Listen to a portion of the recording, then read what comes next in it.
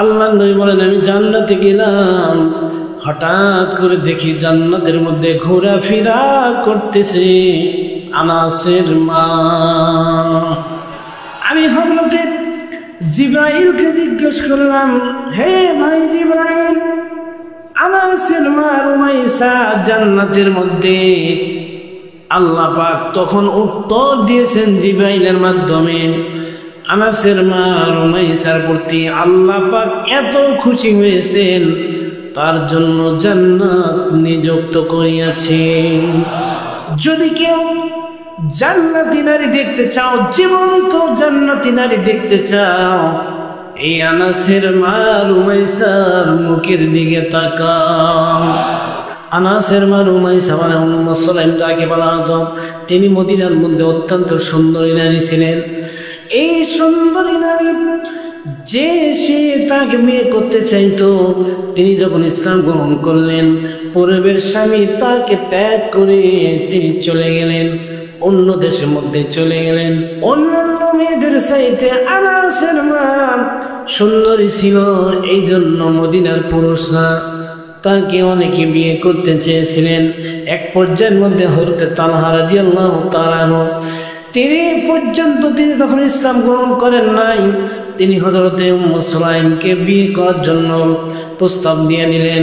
উম্মে সুলাইম বললেন, তালহা রে, এই মদিনাতে আমাকে অনেক পুরুষ বিয়ে করতে চেয়েছে, আমি কারোর কথাই রাজি হই নাই, তোমার কথা রাজি হতে পারি যদি দুইটা শর্ত তুমি পূরণ করো।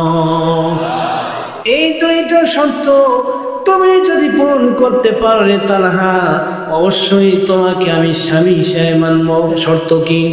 এই দুইটা শর্তের মধ্যে এক নাম্বার শর্ত, তালহা রে, তুমি তো এ পর্যন্ত মুসলিম হও নাই, আর আমি কালেমা পড়েছি, তুমি যদি মুসলিম হতে পারো, তুমি যদি কালেমা পড়ো, তাহলে অবশ্যই তোমার জন্য আমি রাজি আছি।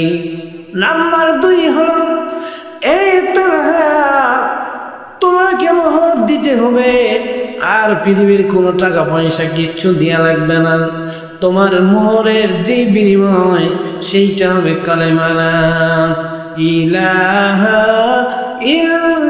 ইল্লাল্লাহু মুহাম্মাদুর রাসূলুল্লাহ। কালেমা হবে মোহর, আর শর্ত হলো তোমাকে কালেমা পড়তে হবে, এইটা হলে আমার মোহর, আমি তোমাকে দাবি ছেড়ে দিব, আমার মোহরের কোনো দাবি নেই। তিনি তখন সঙ্গে সঙ্গে রাজি হয়ে গেলেন।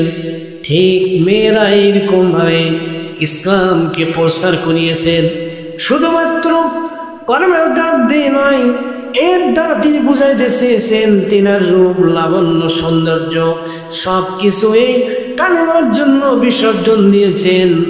ইসলাম প্রচারের জন্য নিজের সৌন্দর্য পর্যন্ত মিলিয়ে দিলেন। অনেক মুসলিম তাকে বিয়ে করতে চেয়েছে, তিনি কিন্তু রাজি হন নাই। শেষ পর্যন্ত তার সঙ্গে রাজি হলেন এই শর্তে, তিনি যদি মুসলিম হয়ে যান, এই মুসলিম হওয়ার জন্য তার সঙ্গে তিনি রাজি হয়ে গেলেন। আজ যদি ইসলামের জন্য, মুসলিমের জন্য, ইসলাম প্রচারের জন্য এইরকম জীবন, যৌবন, ধন সম্পদ সব কিছু দেওয়া লাগে, যেই নারী যেই পুরুষ দিতে পারবে, আল্লাহর নবী গ্যারান্টি, ওই নারী এবং পুরুষ আমি নবী একসঙ্গে জান্নাতে থাকব। হযরত উম্মে সুলাইম কেন জান্নাত তিনি নারী হয়েছেন? কেন তিনাকে আল্লাহ পাক দুনিয়ায় থাকতে নবীদের মাধ্যমে জান্নাতি ঘোষণা করেছেন? ওতে তালহা এবং উম্মে সুলাইমের যখন বিয়ে দুজনের হয়ে যায়, তাদের গর্ভে সুন্দর একটা সন্তান চলে আসে। কিছুদিন পর সন্তানটি ভূমিষ্ঠ হয়ে যায়। এই সন্তানটি সুন্দর একটা ফুটফুটে সন্তান। এই সন্তান কিছুদিন পরে সামান্য একটু বড় হওয়ার পরে ইন্তেকাল করেন। কিন্তু উম্মে সুলাইম বাড়িতে ছিলেন, তার স্বামী ছিলেন না। স্বামীকে কিছু না বলে উম্মে সুলাইম স্বামীকে সান্ত্বনা দিলেন। রাতের বেলা তিনি ইসলামের কার্য প্রচার করিয়ে আল্লাহ নবীর দরবার থেকে যখন চলে আসলেন, সুলাইম তাকে প্রেম নিবেদন করলেন। সব কিছু আদান প্রদান হয়ে গেল। এক পর্যায়ের মধ্যেই সুলাইম বললেন, স্বামী রে, তোমাকে একটা কথা আমি বলতে চাই। বলে, কি স্ত্রী বিবিকে বলো। এবার সুলাইম বললেন, ধরেন তোমাকে কেউ একটা জিনিস দিয়েছে, আর সেইটা যদি নিতে চায় তাহলে তাকে দেওয়া যাবে কিনা?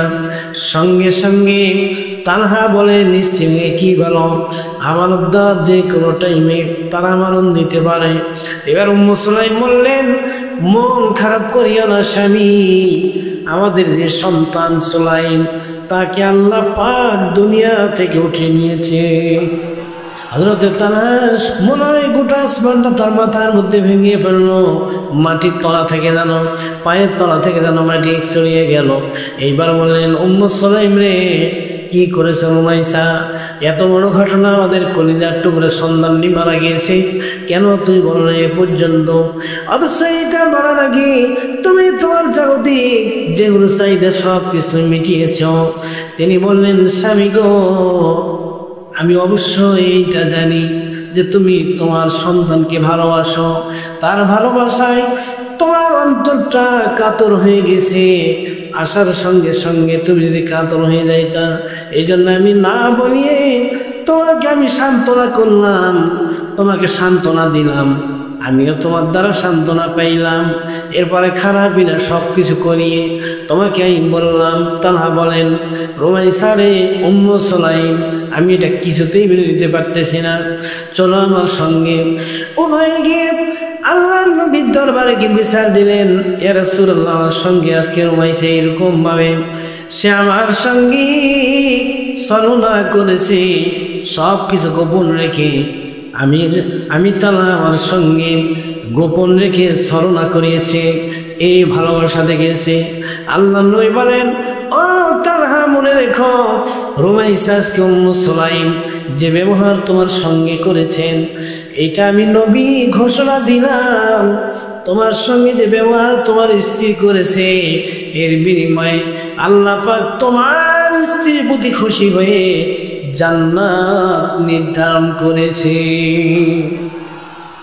তাই স্বামীকে খুশি করার জন্য এরকম ভাবে এই নারীটি যদি জান্নাত লাভ করতে পারে, আজ অনেক মা বোন নামাজ আদায় করার পরও শুধুমাত্র স্বামীকে বেজার করার জন্য জাহান্নামে যাওয়ার উপযোগী হয়ে যাবে। আল্লাহ নবী বললেন, আমি যখন মেরাজে যাই, মেরাজে জাহান্নামের মধ্যে ঢুকলাম, বেশি জাহান্নামের অধিবাসীরা বেশি হচ্ছে নারী। আমি জিজ্ঞাসা করলাম, হে জিবরাইল, কেন নারীরা জাহান্নামের মধ্যে বেশি? হযরত জিবরাইল বললেন, নারীরা জাহান্নামে যান বেশি যাওয়ার কারণ দুইটা। এক নম্বরে স্বামীর যত অনুদান সব কিছুকে তারা অস্বীকার করে। নাম্বার দুই, যত স্ত্রীর লোক বেশি জাহান্নামে যাবে, এর কারণ হইল তারা যখন কোনো মানুষের সঙ্গে ঝগড়াঝাটি লাগে, অভিশাপটা বেশি করে দিয়ে দেয়। এই দুইটা কারণে নারীরা জাহান্নামে বেশি যাবে। তাই এই হাদিস থেকে আমাদেরকে শিক্ষা নিতে হবে, আমাদেরকে এইটা বুঝতে হবে যে যদি জান্নাতে যেতে চাই, অবশ্যই স্বামীকে খুশি করার দরকার আছে। অবশ্যই যদি কারোর সঙ্গে কথা হয়, কখনোই মানুষকে অভিশাপ দেওয়া যাবে না। এগুলোর থেকে যদি কোনো নারী বাঁচতে পারে, আল্লাহ নবী বলেন, ওই নারী আর আমি জান্নাতে যাওয়ার জন্য তাকে গ্যারান্টি দিয়ে দিলাম, একসঙ্গে পাশাপাশি জান্নাতে থাকবো।